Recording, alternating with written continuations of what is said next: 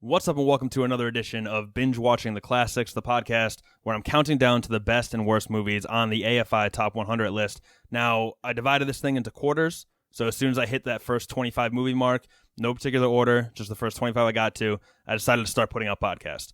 What's coming with the next 75 movies? I don't know yet. I still have to figure that out. But the list of the 25 movies that I've seen, that the ones I'm working off of right now, they can be found on thedisorderly.com, so check that out if you're interested. But the gist of the podcast is this. Here are 5 really great movies that you should watch, and here are 5 really shitty movies that you should also probably watch, but understand that they stink. All right? Last time, we spotlighted the John Huston Humphrey Bogart classic, The Treasure of the Sierra Madre, which I have as the number 5 best movie on my list, as well as the number 5 worst movie on my list, Clint Eastwood's Unforgiven. Now, I clarified this last week, but I'll do it again. Unforgiven isn't that bad of a movie. It's really not. These bottom 4, however, they're the real deal in terms of how much I disliked these films. I hated these bottom 4. But as always, I mean, this is the second episode, so I don't know if the word always applies, but as always, we'll start with the good. So let's get to it. The number 4 best movie on my list came out all the way back in 1940, one of the oldest movies on the AFI Top 100, one of the oldest and most celebrated romantic comedies of all time. It's led by a trio of superstar actors in Katharine Hepburn, Cary Grant, and James Stewart. Number 4 on my list, The Philadelphia Story. Now, I guess this could be slightly embarrassing to admit, but this is also kind of the point of me doing this podcast. I had never seen a Katharine Hepburn movie before this one. I'd seen some James Stewart movies. I'd recently watched North by Northwest with Cary Grant, and I'd obviously heard of Katharine Hepburn. I mean, she's insanely famous, but I just had never seen her in anything before. Well, let me just say this, and I don't think I mentioned it during the last episode, but through this process of, binge watching the classics, I've become a huge fan of Humphrey Bogart. It was actually pointed out to me that I did a good job of hiding my man crush on Bogey in the last episode, so yeah, huge fan. But by that same token, this process has turned me into a gigantic fan of Katharine Hepburn. Those are now my top 2 favorites from this era of filmmaking, and this being my first exposure to her acting, it was really the, eureka moment for me where I was like, holy shit, that's why she's so famous. Like, now I get it. Now I get the appeal. She was fantastic. And it's due in large part, I think, to how believable she is in this role. This independent, strong woman who refuses to fall into societal norms and is fiercely herself. That's who this character is, and that's basically who Katharine Hepburn was in real life as well. I mean, this is a woman who was criticized for wearing pants. That's the era we're talking about. Trousers were only for men, and she shocked the world by wearing them. Now, hold on, I hope you're sitting down. Out in public. Can you even imagine?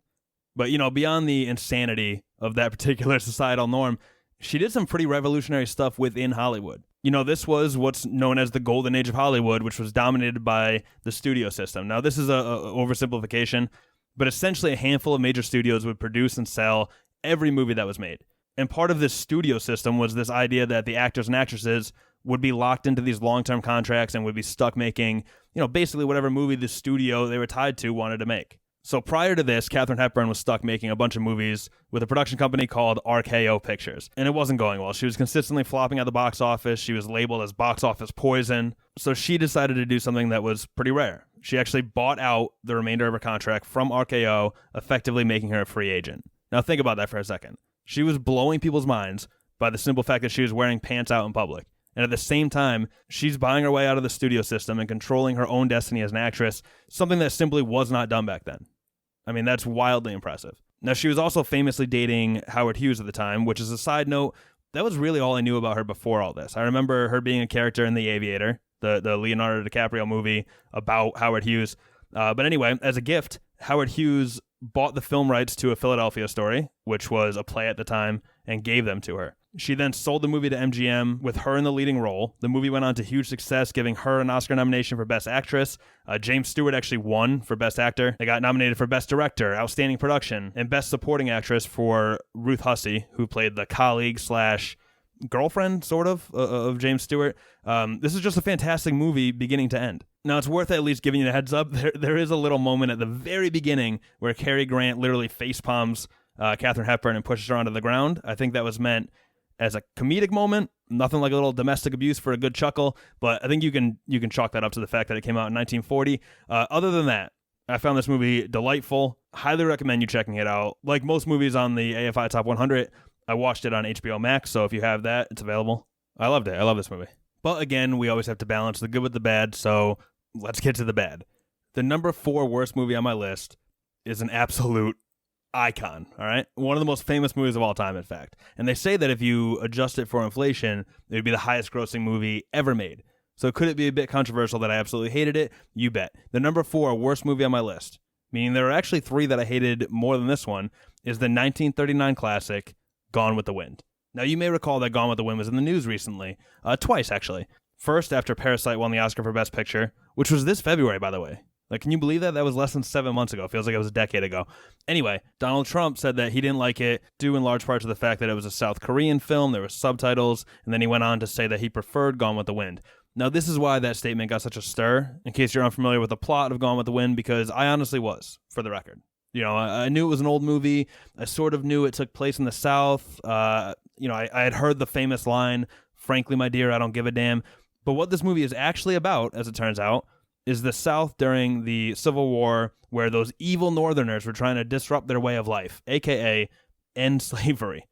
All right? I guess to be fair, that's kind of the backdrop of the movie. Like, the main plot is about Scarlett O'Hara trying to find love, but it's pretty hard to ignore some fucked up scenes. Like when one of her slaves, a man named Big Sam, is super happy to see her and says, "Don't worry, Miss Scarlett, we'll stop those Yankees." As if the slaves in the South were like, we're happy with our way of life too. We're on the side of the Confederates. It's insane. Now, this leads up to the second time Gone with the Wind was in the news this year. This one, even more recent. So following the death of George Floyd and Breonna Taylor and all the protesting and conversations that have followed, HBO Max decided to remove Gone with the Wind from its library.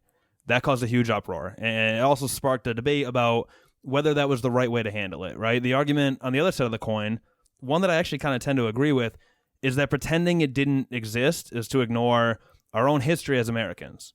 Gone with the Wind has some objectively bad moments where they're glorifying slavery in the antebellum South, and I don't think that should be co-signed, but I also think that having it available to watch is important. I'm glad I got the chance to see this movie and evaluate for myself how misguided the messaging is. It gives you a window into how far we've come, how far we still need to go with race relations in this country, and ultimately, HBO Max re-uploaded it to their platform, so it's available now. But what they did was they added a little PSA at the beginning from Jacqueline Stewart of Turner Classic Movies explaining what's so problematic about this film, and I think that was the right move. And let me just say this, there were some moments I enjoyed while watching this. There was a scene where they were amputating a young soldier's leg, and you can see the whole thing through a shadow on the wall, and then the horrified facial expression of Vivian Leigh. That was a powerful moment from a human perspective. I enjoyed some of the dialogue, and I can respect the scale of this production. It was, a true epic.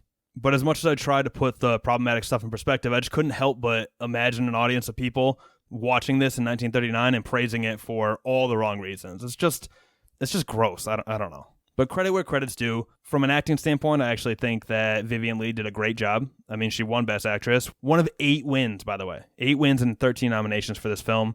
I actually thought she was even better in A Streetcar Named Desire. She won Best Actress in that movie as well.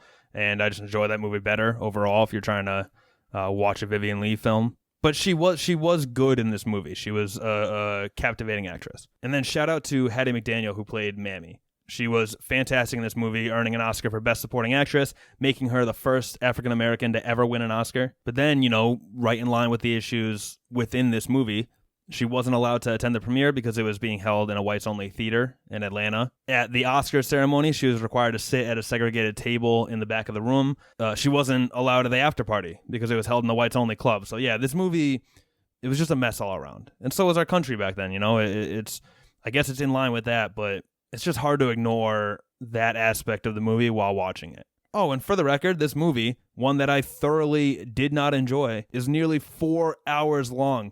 3 hours and 41 minutes to be exact, which basically just pours salt in the wound. Let me say this, though. Before we wrap this thing up, I do want to touch on Clark Gable and his relationship with Hattie McDaniel. The two of them were actually great friends, and it's said that she got the part in large part because he petitioned for her. He also threatened to skip the premiere because she wasn't allowed to attend, but she urged him to go without her. I guess he used to attend all of her parties. They stayed friends for years to come, and I thought that was a pretty cool little detail. But that's where I'll leave you. Thank you for listening. We appreciate it as always, and I'll catch you next time. Oh, and if you haven't yet, be sure to check out David Seymourn and Volpe talking about the Netflix movie I'm Thinking of Ending Things. I watched the movie. I listened to the podcast. They did a great job, so check that out if you haven't already, and that's it. I'll see you guys next time. Peace.